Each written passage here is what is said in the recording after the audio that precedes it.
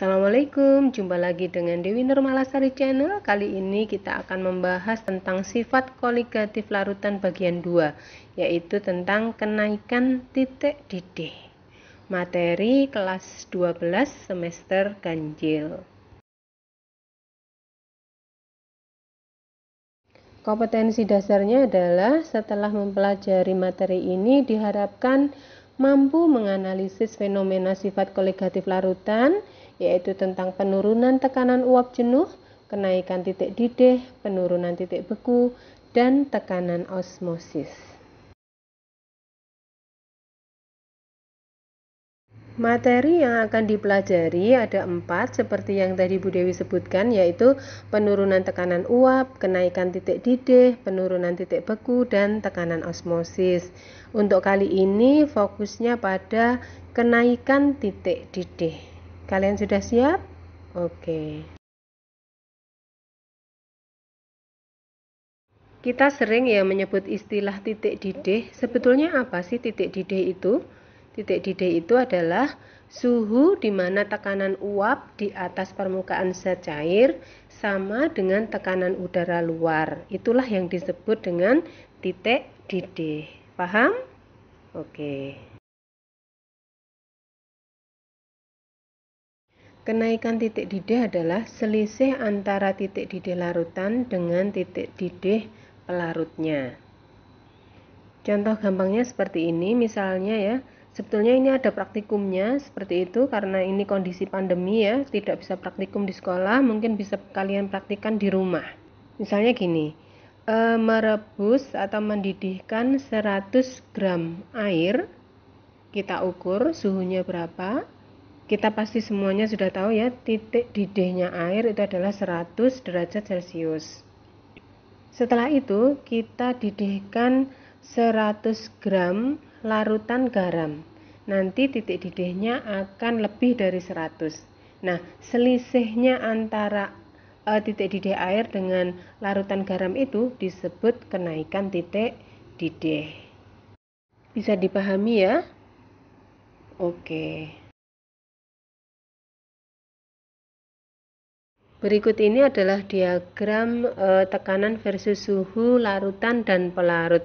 Kalau Anda cermati di sana ada delta TB atau kenaikan titik didih ya. Kalau kalian lihat di pojok kanan atas, di situ digambarkan bahwa titik didih pelarut H2O, titik didihnya kita paham semua ya, 100 derajat Celcius, dan titik didih larutannya ada di sebelah kanannya, artinya lebih besar kan ya. Selisihnya antara titik didih pelarut dan titik didih larutan ini, itulah yang disebut dengan kenaikan titik didih. Bisa dipahami? Oke. Pada materi sifat koligatif larutan itu ada istilah tetapan kenaikan titik didih molal atau disingkat KB. Apakah KB itu? KB adalah besarnya kenaikan titik didih untuk 1 molal larutan. Kalian bisa cermati di sana ada tabel yang Bu Dewi sertakan ya, misalnya untuk air, pelarut air itu kita tahu semuanya bahwa titik didih air adalah 100. Kemudian tetapan kenaikan titik didih molalnya adalah 0,52. Kemudian untuk alkohol titik didihnya 78,5. Kemudian harga KB-nya atau tetapan kenaikan titik didih molalnya 1,19 dan seterusnya. Bisa kalian cermati di situ. Oke?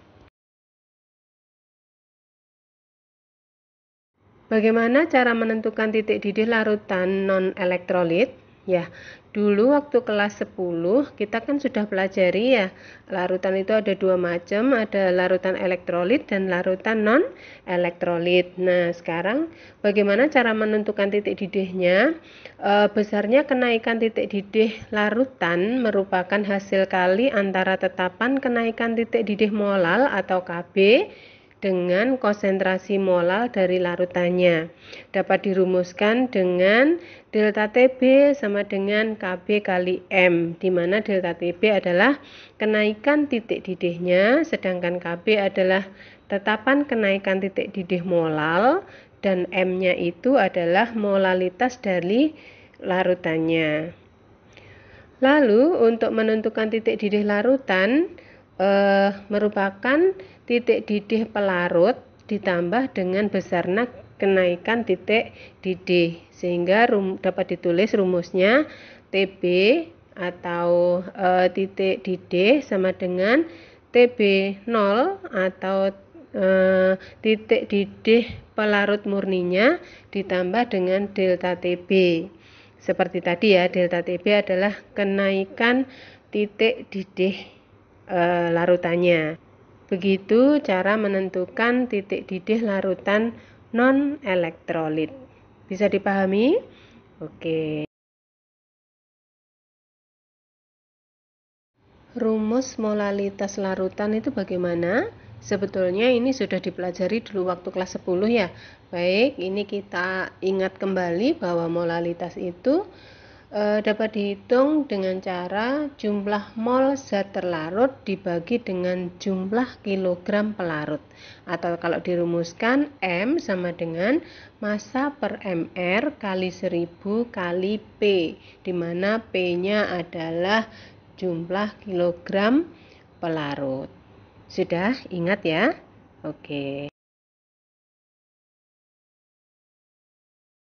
Selanjutnya menentukan titik didih larutan elektrolit. Ini rumusnya harus dikalikan dengan faktor I, yaitu faktor Van Hoff yang dinyatakan dengan rumus I sama dengan 1 ditambah N-1 kali alfa, di mana N-nya adalah jumlah ion, sedangkan alfanya adalah derajat ionisasi.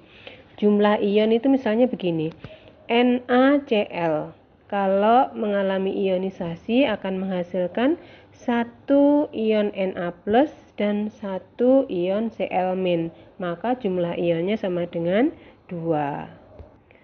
Contoh lainnya misalnya asam sulfat H2SO4, kalau mengalami ionisasi berarti akan menghasilkan 2 ion H+ dan 1 ion SO4 2-, maka jumlah ionnya adalah 3. Contohnya seperti itu. Bisa dipahami kan ya? Oke. Sehingga untuk menentukan titik didih larutan elektrolit tinggal mengalihkan dengan faktor I. Rumusnya seperti tadi, delta TB sama dengan KB kali M, kemudian dikalikan I. Lalu menentukan titik didihnya, TB sama dengan TB0 plus delta TB. Jadi seperti itu ya. Perbedaannya kalau larutannya non-elektrolit, menentukan titik didih larutannya tidak perlu dikalikan faktor I, sedangkan untuk larutan elektrolit perlu dikalikan faktor I atau faktor Van Hoff. Bisa dipahami ya? Oke, berikut ini akan diberikan contoh soalnya. Contoh soal untuk menaikkan titik didih dengan cara menambahkan pada 250 gram air agar titik didihnya menjadi 100,1 derajat Celcius dengan tekanan 1 atmosfer dan diketahui KB-nya 0,5. Berapakah jumlah yang harus ditambahkan? Berapakah jumlah gula yang harus ditambahkan? Itu adalah soalnya. Bagaimana cara menyelesaikannya? Kita misalkan gulanya adalah X gram, seperti itu ya. Kemudian titik didih larutan itu sama dengan titik didih pelarut murni atau titik didih air ditambah dengan kenaikan titik didih. Dalam soal diketahui titik didih larutannya adalah 100,1 derajat Celcius. Berarti kenaikan titik didihnya adalah 0,1. Angka 0,1 itu diperoleh dari 100,1 dikurangi 100. Sehingga ketemu angka kenaikan titik didihnya adalah 0,1 derajat Celcius. Nah, setelah itu kita masukkan ke rumus yang tadi kita pelajari. Delta TB sama dengan KB kali M. Delta TB-nya sudah kita hitung tadi 0,1 ya. Kemudian KB-nya diketahui di soal 0,5.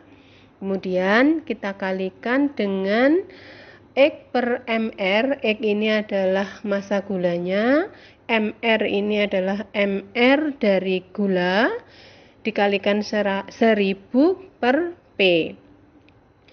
Harga MR-nya diketahui dalam soal yaitu 342. Dan P-nya juga diketahui dalam soal yaitu 250 gram. Sehingga akan ketemu angka 34,2 sama dengan 2X. Sehingga X sama dengan 34,2 per 2. Akan ketemu angka X sama dengan 17,1 gram. Demikian. Bisa dipahami ya? Oke. Selanjutnya contoh soal yang kedua, sebanyak 37 gram kalsium hidroksida yang rumus kimianya CaOH2 dilarutkan ke dalam 250 gram air. Larutan tersebut mendidih pada suhu 102,6 derajat Celcius. Jika ArCa sama dengan 40, H sama dengan 1, O16, dan Kb diketahui, Kb-nya air adalah 0,52, derajat ionisasi basa tersebut sebesar titik-titik persen. Itu pertanyaannya. Bagaimanakah cara mencari jawabnya, cara mengerjakannya? Kita ionkan dulu CaOH2 itu kalau diionkan akan menghasilkan Ca2 plus 2OH-. Berarti ada 3 ion. Sehingga N-nya sama dengan 3. Setelah itu kita cari harga MR CaOH2. Seperti biasa kita hitung MR-nya ketemu 74. Setelah itu kita cari delta TB-nya. Delta TB-nya berarti diketahui di soal tadi 102,6 dikurangi titik didih air murni itu 100, sehingga delta TB-nya sama dengan 2,6 derajat Celcius. Nah, setelah ketemu angka 2,6 kita masukkan dalam rumus. 2,6 sama dengan massa dari CaOH2 tadi 37 dibagi MR-nya 74 kali 100 dibagi P, P-nya tadi adalah 250 gram kali KB, KB-nya tadi 0,52, kemudian dikalikan faktor I. Setelah dihitung maka akan diperoleh 2,6 sama dengan 4 kali 0,26 kali I. Nah, I-nya ini bisa dihitung berarti 2,6 dibagi 4 kali 0,26 akan ketemu 2,5, sehingga harga I-nya ketemu 2,5. I rumusnya tadi 1 ditambah N-1 kali alfa. I-nya tadi 2,5 sama dengan 1 ditambah N-nya tadi 3 ya, 3 min 1 kali alfa. Sehingga 1,5 sama dengan 2 alfa. Alfa sama dengan 1,5 dibagi 2 sama dengan 0,75, berarti sama dengan 75%. Bisa dipahami ya? Oke. Demikian tadi pembahasan kita tentang sifat koligatif larutan bagian 2, yaitu tentang kenaikan titik didih. Mudah-mudahan manfaat. Saya sarankan untuk membaca-baca literatur tentang sifat koligatif larutan ya, supaya lebih paham. Terima kasih telah menonton video dari awal hingga akhir. Jangan lupa subscribe, like, dan share ya. Untuk yang sudah subscribe, terima kasih. Bagi yang belum, sekaranglah waktunya. Terima kasih. Assalamualaikum. Sampai jumpa pada video berikutnya.